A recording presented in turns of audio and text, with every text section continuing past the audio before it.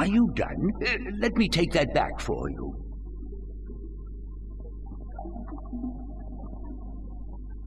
I thought you fetched it from over here. Actually, he's gonna go over here and fetch most of the books, and when done, bring them back over here. So I don't know how he keeps order in his library. Oh, goodness. Could I see some? Oh, certainly. What? I'm looking. No. Are there any books about flying people who observe and tell stories? Winged storytellers, hmm? Let me see what I can find. Hold on.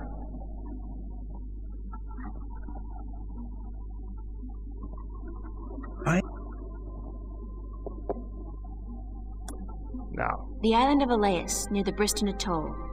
Maybe I should try to go there. And as I said, the winged people that tell stories was the one that's gonna bring you onward. But I'm gonna read all the books anyway. I'll probably see if I can make it into one video or two or something. Make it clear that if you don't want to hear the books, you can just skip ahead. Okay, let's continue. Alatane, a crafty winged people who have been recently dwindled in numbers, and whose ability to fly long distance has been steadily diminishing over the past few centuries. The Alatane are known for their ability to remember and tell stories from before the dawn of mankind and up to modern events. The largest known tribe of Alatane with whom the traders have occasional contact resides on the otherwise uninhabited island of Elias in Briston Atoll. Are you done?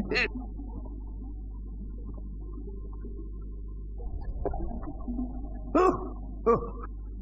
Could I? Oh, certainly. I'm looking. No, man. I need to find out which 4 magical people of Arcadia were given a piece of the stone disc that serves as the key to the Guardian's realm. The stone disc of the balance, yes? Yes. There could possibly be something on that in... let me check. Just one moment.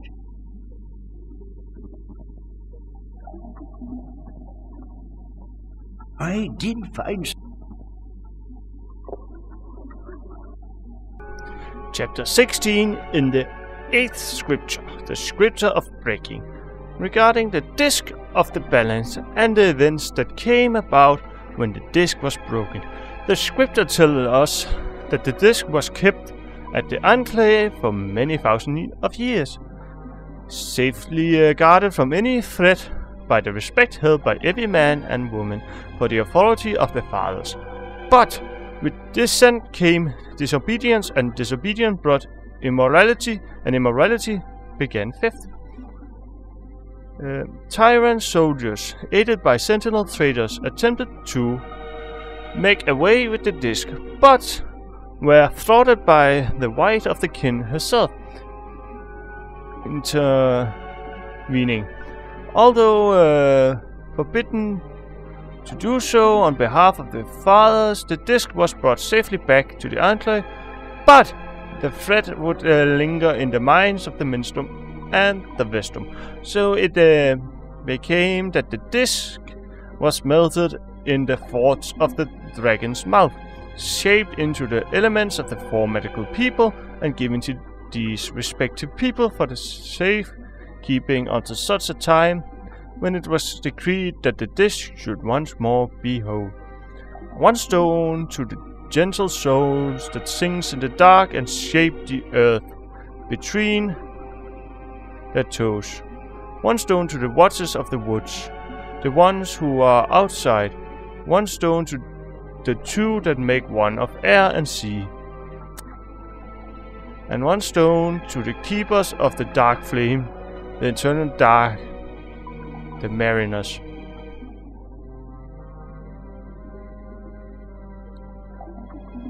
Well, as I recall, one of the races we haven't met yet at all. The other two, the 2 here of air and sea, are the merman and another race. And the stone of the keepers of the dark flame, I think these are the dark folk.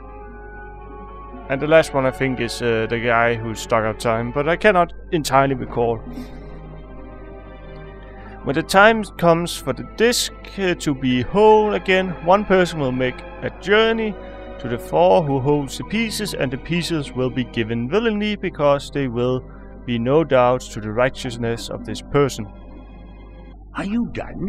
Let me take that.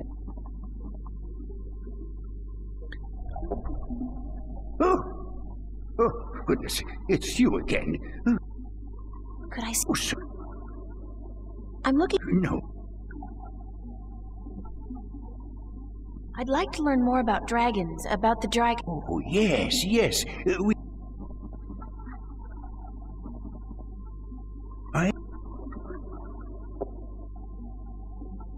Now, this is a long one, as I recall. Yeah. Well, Secret of the Dragon by Minstrom Eliak. Forward. The Dragon are known by many names throughout the Twin Worlds. In Ortung, they are often referred to as Dragon. In some narrations of the Low Tongue, Draken in the Southland, the word Draco refers especially to the winged lizard shape traditionally associated with the kin. In Ihad, the internal spirits of the kins are called simply Drak. Regardless of their current shape in Stark, most cultures refer to the kin as dragon. Drake, Drake, Dragon. Although this usually refers only to the winged lizard-like shape and not to the spirit inhabiting the shape. In fact, while in Arcadia the kin are respected and revered as eternal spirits with great significance in the balance and the all. Actually, I think I pronounced this wrong.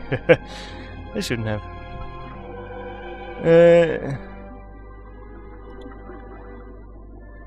In Stark, the kin are mostly creatures of mythology and fairy tales. However, in some Stark legends and scripture, notably the Christian Bible, the name dragon is associated with force of evil, and thus the religious connotation do seem to have carried over in a somewhat distorted form. Who or what are the dragon? Why not ask who is the creator or what is the all? Question thus asked will remain in perpetually unanswered, for they are in truth unanswerable. To condense all knowledge of the creator into one answer is futile. As in any attempt to define the all without describing every single element that makes up the all. So also with the dragon, we cannot answer who is the kin or what is the kin. But we can provide some answers to the simple question, the question that deal with what we see and hear and feel, and what we have been told by the kin themselves. Answers that together may give us, if only the faintest hint of the whole truth, then at the least some indication of who or what the dragon are. Born of the emptiness between the stars, reads the 11th scripture of the balance, the scripture of time, shape in unison with the all, part of the all, yet outside the all. They couldn't note the ancient high tongue variation of the dragon. Why so many variation and interpretation of the dragon?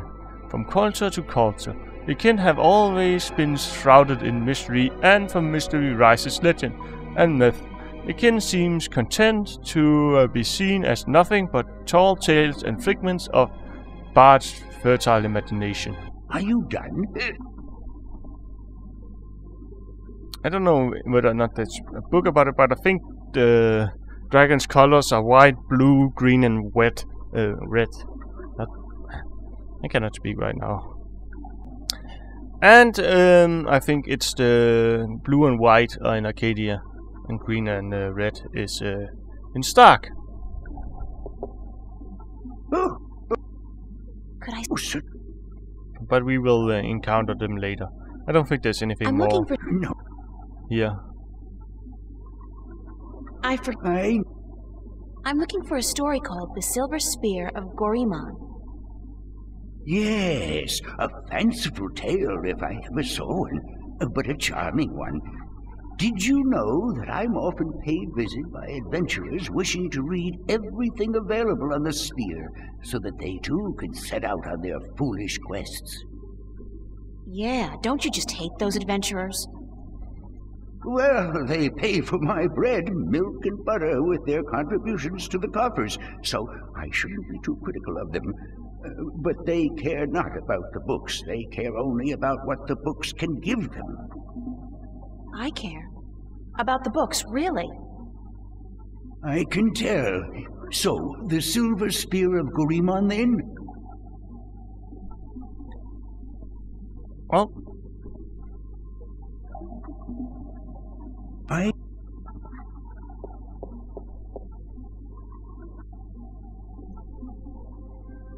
some more reading.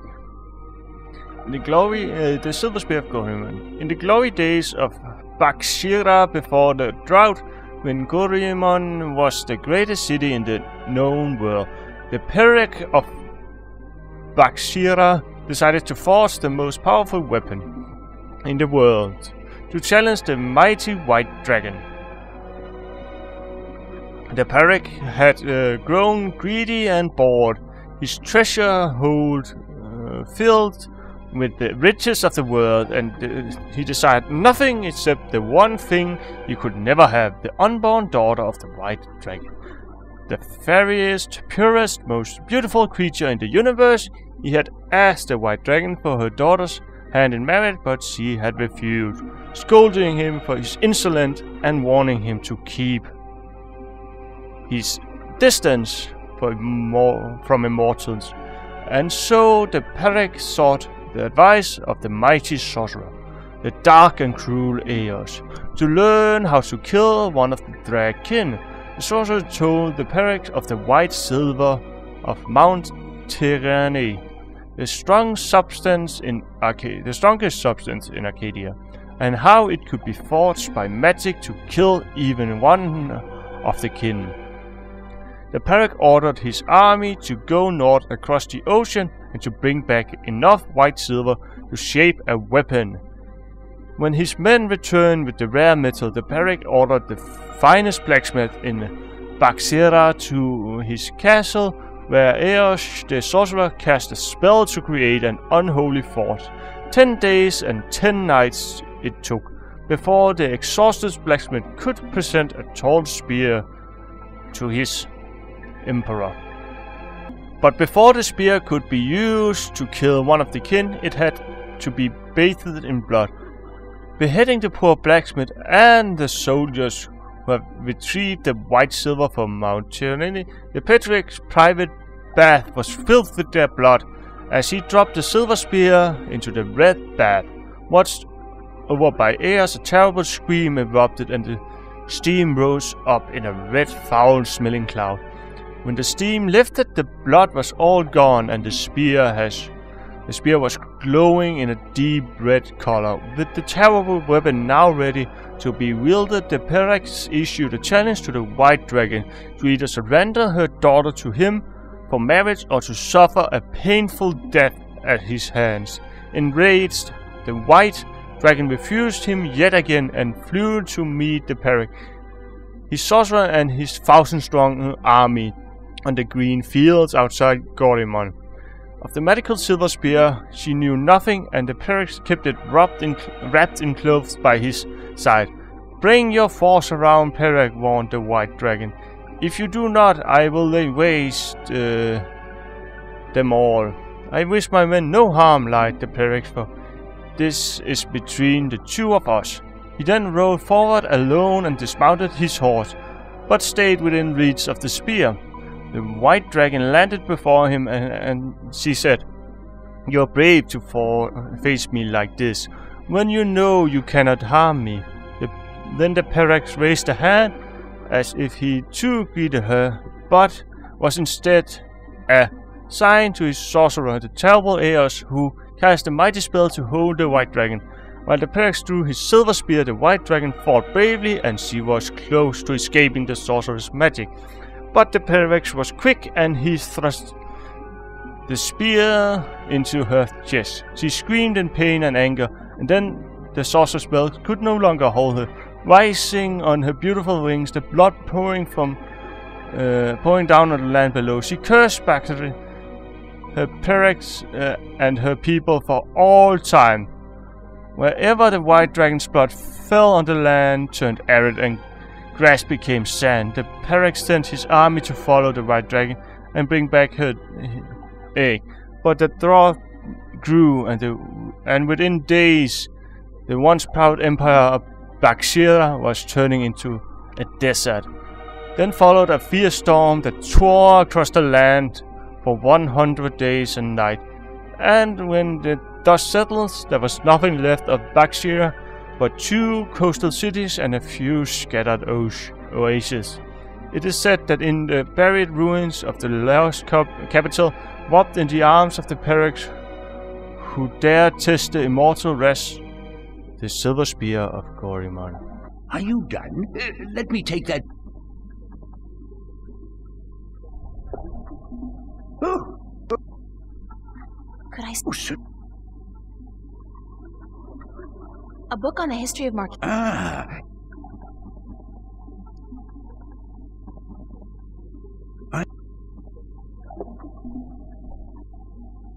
This is also a long one, as I recall. Travels in the Northlands by Jeremian the Discoverer, the first part.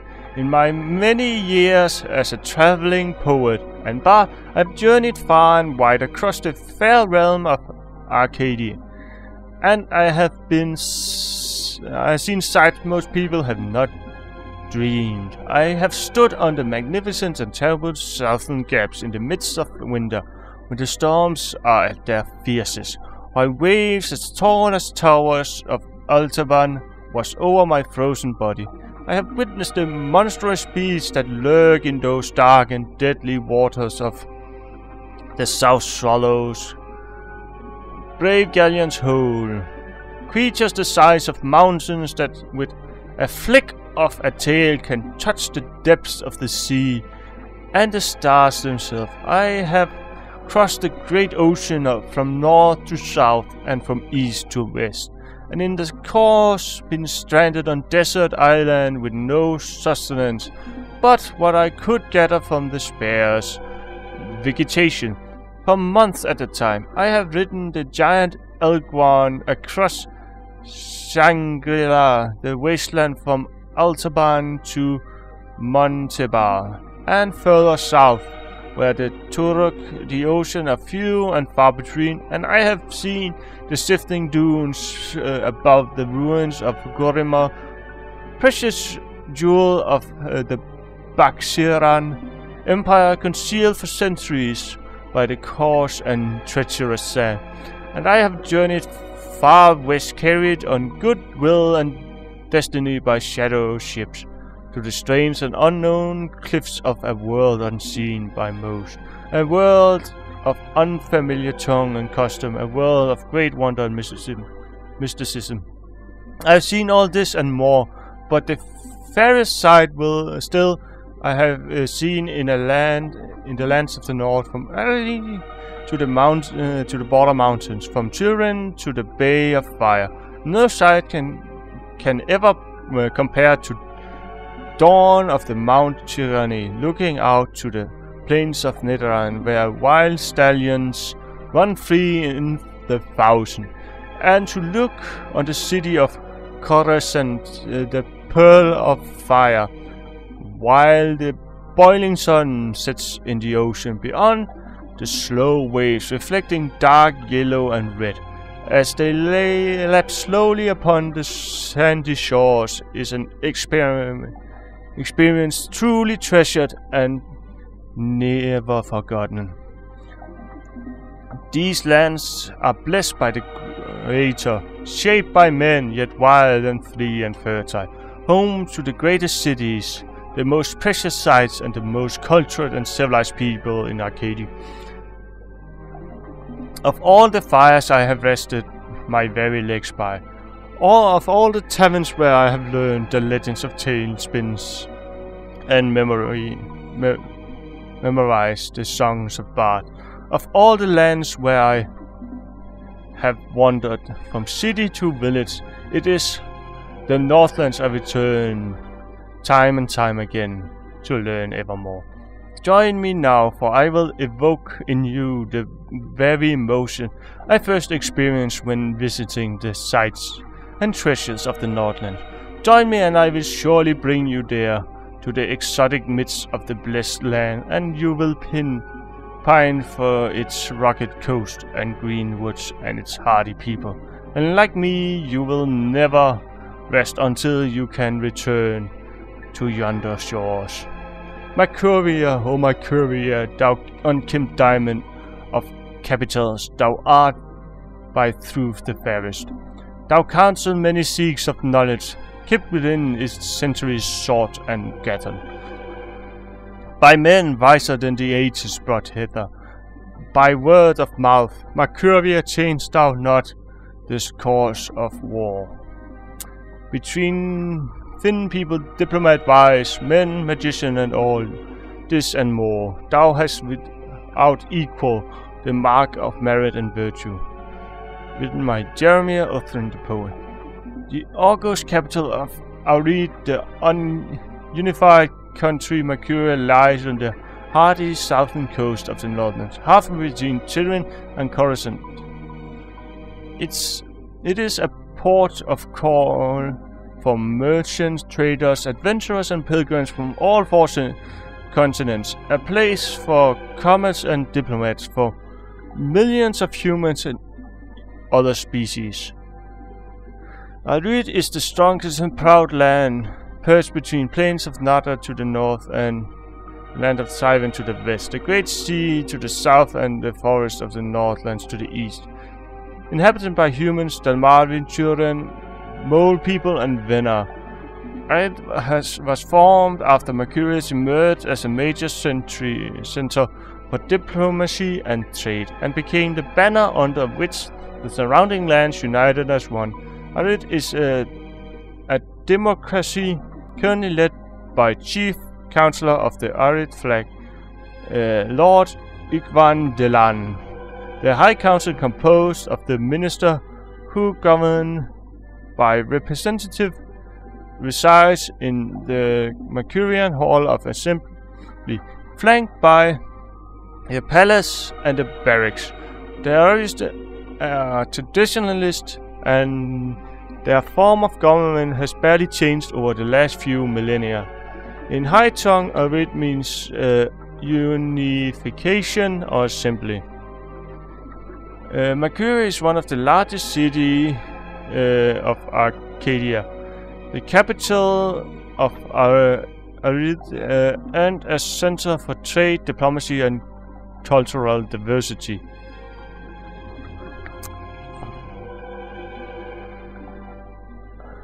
Populated by a large variety of races, from human to Veneer, Mercuria has grown from its origins as the birthplace of humanity to a city of all Arcadians and the hub of the civilized world. I think this is actually the longest book, this or the next one. Found 20,000 years ago at the shores of then unconquerable ocean, it is the first known permanent settlement of the emerging human race, initially left to its own device by more developed races. Mercuria grew large and fat and wealthy, with newly found confidence. It passed through a period of expansion which gained it a reputation as a merciless aggressor, which soon brought violent attention from the Turan in the west and the Dalmari in the north. After years of war, Mercuria was decimated and subsequently rebuilt with sufficient reinforcements to weather attacks from both sea and land. Peaceful times followed. Whereupon Mercury settled into the role it has in today's Arcadia. Although all surrounding areas fall under its jurisdiction, there is sufficient self-governing and few central taxes to appease all but the most disgruntled.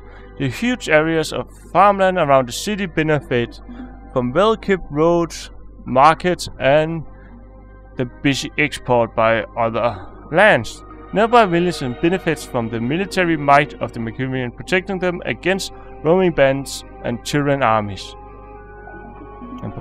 Roaming barbarians and Tyrian armies. And Mercuria also provide the people of the Northlands with one of the best and busiest ports in Arcadia, allowing travel to distant destinations around the world. Are you done? Let me take that back for you.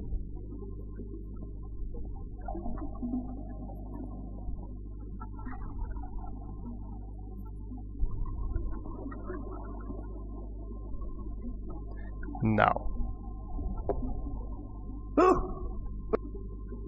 Could I... One last tale. I'd like to read some Arcadian folk tales. A favored topic of mine. I have just what you're looking for.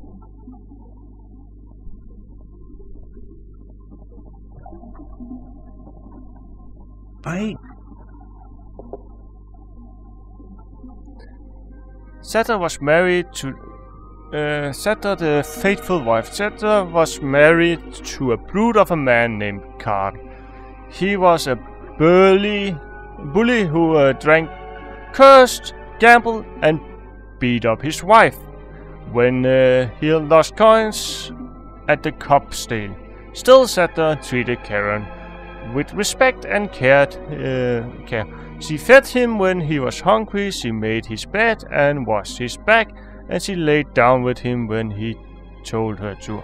She never complained of her hardship to anyone, even though some days she woke up with bruises all over her body. Despite her husband's treatment, Satyr was a beautiful woman with lovely dark hair and green eyes. And men would admire her when she went to the market for food or the town, well, for water. But none dared approach her, fearing her dangerous husband more than they admired her beauty and grace. People would say, poor Satyr, she deserves better than what she has. She's a good and patient, even though her husband mistreated her every day. But no one was willing to do anything to free her from her husband, as they all feared his wrath. She chose her own path, they would say, and it is not our duty to interfere. Then one day, a tall and handsome prince rode into town to visit with the elder council. When he spotted Satyr carrying 2 heavy buckets from the well to her home on the edge of the town, he was taken with her beauty and youth, and he jumped down from his horse to help carry her buckets home. On the way, he offered Satyr courtship, but when told she was already married, he bowed respectfully and excused himself for acting inappropriate. That night, Satyr's husband heard about the prince helping his wife, and after striking her down for letting royalty interfere with her duties, he strode drunkenly, for he had already had his usually fill of dark ale, towards the tavern where the prince and his cohorts were staying. When Keri arrived at the tavern, the prince was eating dinner, and when told Satyr's husband was there to see him, the prince stood and waved the man closer. "I must congratulate you and your good taste in marriage," said the prince. "For your wife is the most beautiful and good-hearted woman I have ever met." And then he offered Kara a seat and a tall mug of ale. But the angry husband did not appreciate the prince's advances, and he drew a sword and lunged at the prince. Before his guard could react, the prince was quick and lucky to avoid certain death, and before Karen could make a second strike, the prince had recovered his sword from where it stood by the wall and stood ready to fight the brute. "Leave him be," called the prince when his guard drew arms and ran to protect the lead. "This is between him and me." Smiling briefly, he nodded his head to Kari and stood attention. Obviously, his skill with the sword was formidable. Kari, a coward at heart, knew that if he fought fairly, he would surely die, and he sheathed his sword but loosened the knife he had tucked up his long sleeve. "My pardon, Prince," he said Kari. "My love for my wife is such that I am blinded by jealousy. I offer you friendship and apologies." He extended an open arm at the prince and smiled a broad lizard smile. The prince, unaware of Kari's mistreatment of his faithful wife, smiled back, put down his sword, and extended his own hand. "Your apology is accepted, sir." Then suddenly Kari's knife was in his hand and moving in a blur towards the prince's exposed throat. Had it not been for the quick eye of a nearby guard who with his broadside of his sword struck Kari on the side of his head, the prince would have been dead. The knife carved a deep scar in the prince's shoulder, but did no serious harm. Kari was taken away to the town prison to be judged when the sun rose. His crime was surely punishable by death, especially if Sander would testify to his cruelty in front of the judge. Free of Kari's tyranny, the townspeople now spoke of Sandra's suffering by her husband's hand. But Sandra would not herself, even now, speak against her husband, and instead of being sentenced to death, Kari was sent away to work the king's mine for 25 years, taking with her faithfulness the prince yet again offered Sandra's courtship. But again Sandra declined, for she was still a married woman. Then 1 year later, Karen attempted to escape the king's mine by killing 2 guards and climbing the walls, but he was shot down with an arrow and died in agony and disgrace. Again the prince visited Sandra's town, bringing condolence and renewed offer of courtship, and this time Sandra agreed. Months later, the prince and Sandra were married in glorious ceremony, and when the old king died, the prince became regent and Sandra his queen. She was as good a queen as the land had ever seen, and she was loved dearly until the day she died. And her funeral was the grandest and most tearful in memory. Well, there's even more folk tales. I don't think any of this actually is useful. I think there might be one that plays in, the rest is just flavor. The children of the lake. There was a village by the lake where no couple had born a child for 20 years. The villagers were desperate, for without children their village would wither and die, and they turned to their god for help. The next morning 50 young children rose out of the misty lake and wandered onto the shores. Much of the joy of the childless woman. "We are yours," said one of the children. "As you remember one thing, you are never to fish from this lake again. Instead, you must learn to hunt in the forest and live off the land." The villagers agreed, though they worried they might go hungry since they were used to catching and eating fish from the lake. But it didn't take long before they had taught themselves to hunt and grow wheat and potatoes in the fields. 18 years passed, and then one day an old man grew tired of rabbits and deers and potatoes and bread, and he longed to catch a big fish and cook it over a sizzling fire. He took his boat out to where the villagers would not see him, and he sank his line. Almost immediately he caught a large trout. But as he was rowing back to the shore, he saw the children of the lake wander from their homes back into the dark waters from whence they came. Their mothers called for them, tried to hold onto them, begged them not to leave, but they would not speak. And one by one they disappeared into the lake. The old fisherman then saw, as the children sank into the murky water, how they turned into large fish and sped off into the depth. He was shameful, and he dropped his cash back into the water, but it was too late, and the villagers would forever remain childless. Well, okay, these are just fluff. I thought there was another one, but... Are you done? Let me take that... That was just